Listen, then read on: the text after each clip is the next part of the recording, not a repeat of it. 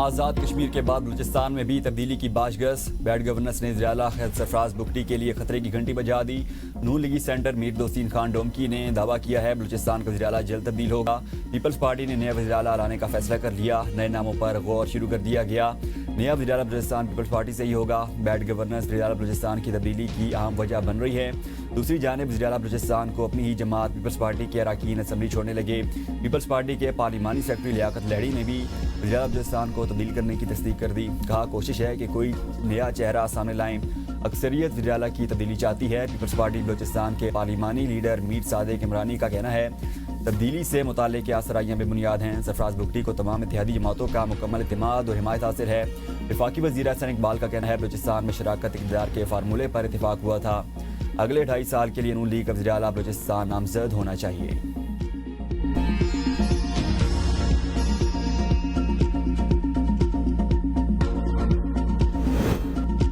28ویں ترمیم پر نون لیگی وزراء کے متضاد بیانات۔ 28ویں ترمیم پر ابھی تک کوئی بات نہیں ہوئی، نہ ہی کوئی مسودہ تیار ہوا۔ وفاقی وزیر اطلاعات عطا ترڈ کا دعویٰ۔ کہا 28ویں ترمیم پر سیاسی جماعتوں اور صوبائی حکومتوں سے بات کی جائے گی۔ صوبوں کی مرضی کے بغیر NRC ایوارڈ میں رد و بدل نہیں ہوگا۔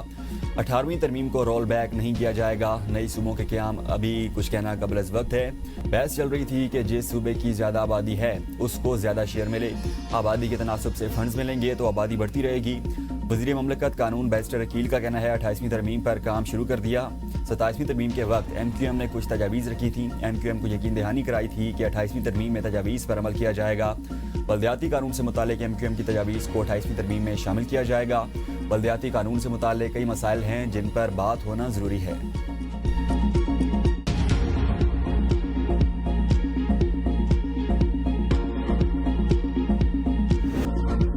امریکہ کا جنگ میں بھارت کے خلاف پاکستان کی فتح کا باقاعدہ اعتراف۔ امریکی کانگریس میں رپورٹ پیش۔ رپورٹ امریکہ چین اکنامک سیکورٹی ریویو کمیشن نے تیار کی، جس میں دونوں ممالک کے درمیان 7 مئی کو ہونے والی جھڑپ کا تفصیلی جائزہ شامل ہے۔ رپورٹ کے مطابق اس مختصر اور شدید لڑائی میں پاکستان کو واضح برتری حاصل ہوئی۔ پاکستان کی جیت میں چین کا اہم کردار رہا۔ پاکستان نے بھارتی رافیل طیارے گرانے میں چین کی ٹیکنالوجی کا استعمال کیا۔ پاکستان نے چینی انٹیلیجنس کا بھی فائدہ اٹھایا۔ یہ پہلی مرتبہ تھا جب چین کے جدید ترین ہتھیار، جن میں HQ-9 میزائل دفاعی نظام، PL-15 year to year missile اور J-10C لڑاکا طیارے شامل تھے۔ چین کو پاک بھارت جنگ سے اپنے ہتھیاروں کو آزمانے کا بہترین موقع ملا۔ بھارت نے اعتراف کیا پاکستان نے 109 ملٹری اہداف کو نشانہ بنایا۔ بھارت کا الزام ہے کہ جنگ کے دوران چین نے براہ راست پاکستان کی مدد کی۔ پاکستان کی کامیابی کو دیکھ کر انڈونیشیا نے رافیل طیاروں کی خریداری کا منصوبہ ختم کر دیا۔ رافیل طیاروں کی عالمی ساکھ کو بھی نقصان پہنچا۔ چین نے جون 2025 میں پاکستان کو J-35 جدید لڑاکا طیاروں کے KJ-500 ایئر کرافٹ اور بیلسٹک میزائل دفاعی نظام کی فروخت کی منظوری دی۔ پاکستان نے اپنے 2025-2026 کے دفاعی بجٹ میں بھی 20% اضافے کرنے کا اعلان کیا، جس کے نتیجے میں مجموعی سرکاری بجٹ میں کمی کے باوجود دفاعی اخراجات بڑھ کر $9 ارب تک پہنچ گئے۔ بھارت دوبارہ پاکستان پر جنگ مسلط کرنے والا تھا۔ امریکہ نے بروقت مداخلت کر کے صورتحال کو بگڑنے سے بچایا۔ امریکی صدر ڈونلڈ ٹرمپ کا دعویٰ۔ سعودی ولی عہد کے ساتھ وائٹ ہاؤس میں گفتگو میں صدر ٹرمپ نے کہا دنیا میں 8 بڑی جنگیں روکیں جس پر انہیں فخر ہے۔ پاکستان اور بھارت کے درمیان ایک جنگ رکوائی اور وہ جنگ بھی روک دی جو دوبارہ شروع ہونے والی تھی۔ دونوں ممالک اب مثبت سمت میں اقدامات کر رہے ہیں۔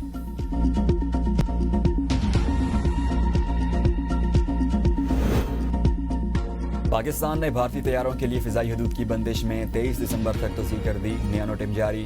فضائی حدود کی بندش نے ایئر انڈیا کو مالی بحران سے دوچار کر دیا۔ ایئر انڈیا کو 4000 کروڑ بھارتی روپے کا نقصان۔ بھارتی میڈیا کے مطابق پاکستانی فضائی حدود کی بندش سے نقصانات کے باعث ایئر انڈیا نے حکومت سے 4000 کروڑ مانگ لیے۔ آپریشن سندور میں پاکستانی فضائی حدود کی بندش نے بھارتی ایئر لائن کو طویل راستے اختیار کرنے پر مجبور کیا۔ ممبئی اور بنگلورو سے امریکہ اور کینیڈا کے روٹس پر پروازیں شدید متاثر۔ فضائی حدود کی بندش کے نتیجے میں ایئر انڈیا کے ایندھن کے اخراجات میں 29% اضافہ ہوا۔ طویل روٹس پر سفر کے اوقات 3 گھنٹے تک بڑھ گئے۔ ایئر انڈیا نے مزید بھاری نقصانات سے بچنے کے لیے چین کی فضائی حدود استعمال کرنے کے لیے حکومت سے رجوع کر لیا۔ رواداری اور برداشت کا کلچر ہمارے سماج میں سمایا ہوا ہے۔ کئی قربانیوں کے بعد پاکستان معرض وجود میں آیا۔ وزیر اعظم شہباز شریف کا اسلام آباد میں تقریب سے خطاب۔ کہا قائد اعظم کی قیادت میں لاکھوں مسلمانوں کی قربانیوں سے پاکستان بنا۔ تحریک پاکستان میں ہر طبقے کے لوگ شامل تھے. قائد اعظم کی سوچ تھی ایسا پاکستان ہو جس میں تمام مذاہب کو مکمل آزادی ہو. وزیر اعظم شہباز شریف کی زیر صدارت جائزہ اجلاس مونسون کے نقصانات سے بچاؤ کے وزیر اعظم نے کلیل المدتی منصوبے کی منظوری دے دی. منصوبے پر فوری عمل درآمد کا حکم. ضلع کی سطحی پر ارلی وارننگ سسٹم فعال بنانے کی ہدایت. وزیر اعظم نے کہا پاکستان ہر تیسرے سال موسمیاتی تبدیلی کے اثرات پر GDP کا بڑا حصہ خرچ کرتا ہے. پاکستان کا موسمیاتی تبدیلی میں کردار نہ ہونے کے برابر لیکن اثرات شدید بھگت رہا ہے. ملک میں بہت جلد کچھ بڑا ہونے والا ہے. وزیر اعلیٰ خیبر پختونخوا سہیل آفریدی کا ہری پور میں جلسے عام سے خطاب. کہا بانی تحریک انصاف اپنے اہل خانہ سمیت ملک کے لیے قربانیاں دے رہے ہیں. 23 تاریخ کو ہونے والے ضمنی انتخابات میں PTI کو ووٹ دیں. اگر انتظامیہ یا پولیس نے دھاندلی کی کوشش کی تو انجام اچھا نہیں ہوگا. انتخابی نتائج تبدیل کیے گئے تو حالات سنگین ہوں گے. وزیر اعلیٰ خیبر پختونخوا سہیل آفریدی کا ثوابی میں غلام اسحاق خان انسٹیٹیوٹ کا بھی دورہ. فیکلٹی اپارٹمنٹس کا افتتاح کیا. وزیر اعلیٰ کا قبائلی اضلاع کے طلبہ کے لیے 20 اسکالرشپس کا اعلان. کہا کہ خیبر پختونخوا میں کوئی بھی بچہ مالی مشکلات کی وجہ سے تعلیم ادھوری نہیں چھوڑے گا. طلبہ کے نئے آئیڈیاز کو حکومت بھرپور سپورٹ فراہم کرے گی.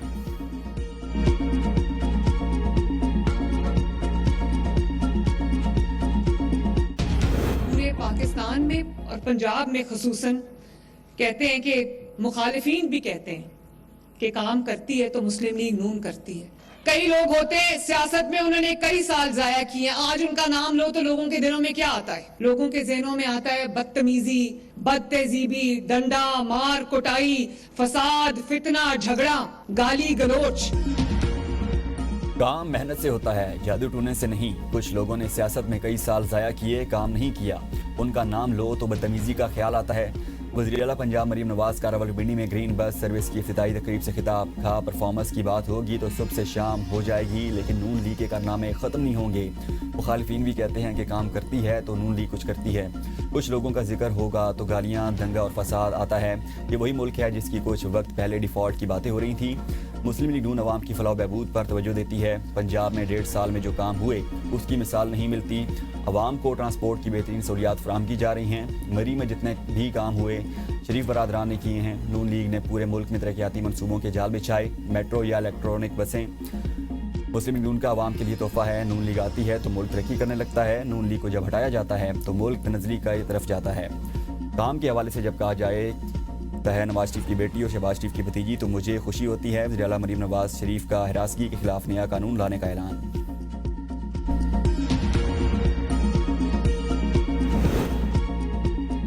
چیف جسٹس پاکستان نے جوڈیشل کمیشن آف پاکستان کا اجلاس 2 دسمبر کو طلب کر لیا. جسٹس میاں گل حسن اورنگزیب کو سپریم کورٹ کا مستقل جج بنانے پر غور ہوگا.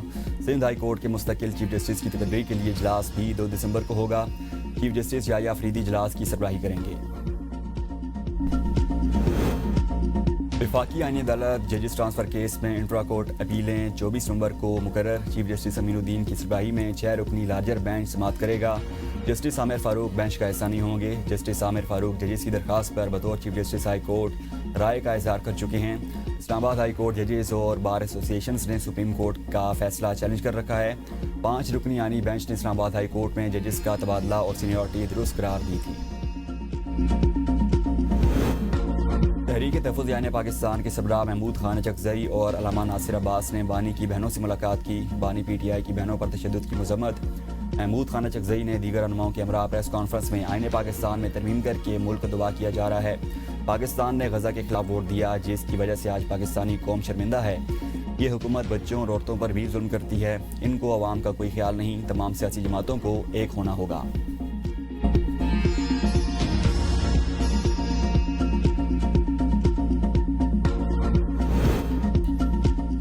بانی PTI سے آج ملاقات کا دن. وزیر اعلیٰ سہیل آفریدی سمیت 6 افراد کی فہرست جیل انتظامیہ کو بھیج دی گئی. لسٹ میں صوبائی وزراء مینا خان آفریدی، خلیل الرحمان اور ریاض خان کے نام شامل. وفاقی وزیر مصدق ملک نے وزیر اعلیٰ خیبر پختونخوا کو بانی سے ملاقات کی مکمل اجازت دینے کی حمایت کر دی. کہا بانی سے ملاقات کی جائے مگر اس کے بعد ملک میں کوئی اشتعال انگیزی نہیں ہو. PTI تو یہ بھی کہتی ہے کہ جیل توڑ کر بانی کو لے جائیں گے. ملاقات نہ ہونے کی وجہ PTI کے اندر اپنی پارٹی کی سیاست ہے. سعودی عرب کا پاکستان میں $10 ارب سرمایہ کاری کا پلان برقرار ہے. وزیر خزانہ محمد اورنگزیب کہتے ہیں پائیداری صرف سرمایہ کاری اور تجارت سے آئے گی. معاشی استحکام کے آثار واضح. افراط زر اور ڈالر مستحکم ہے.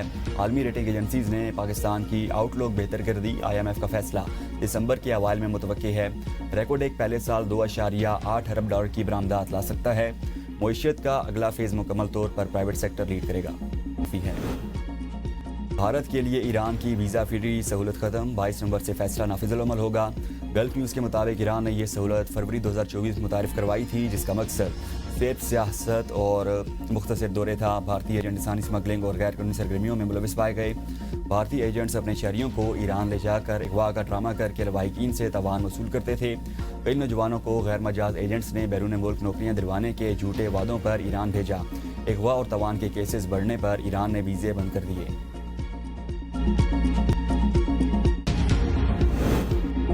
PSL کی نئی فرنچائز کے ناموں پر اتفاق کر لیا گیا. 2 نئی ٹیمز کے نام گلگت اور فیصل آباد سے منسوب ہوں گے. راولپنڈی، سیالکوٹ، مظفر آباد اور حیدرآباد فرنچائز کی ریس سے باہر.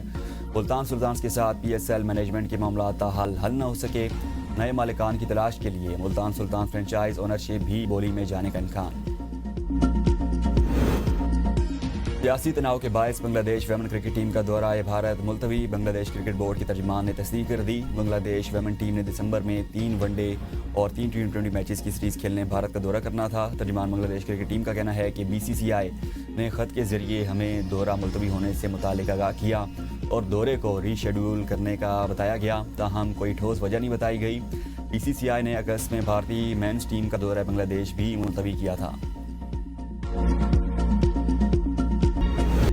عالمی شہرت یافتہ انقلابی شاعر فیض احمد فیض کا یوم وفات. فیض کی شاعری میں جمہوری انقلاب پر مبنی کلام کو کمال حاصل رہا ہے.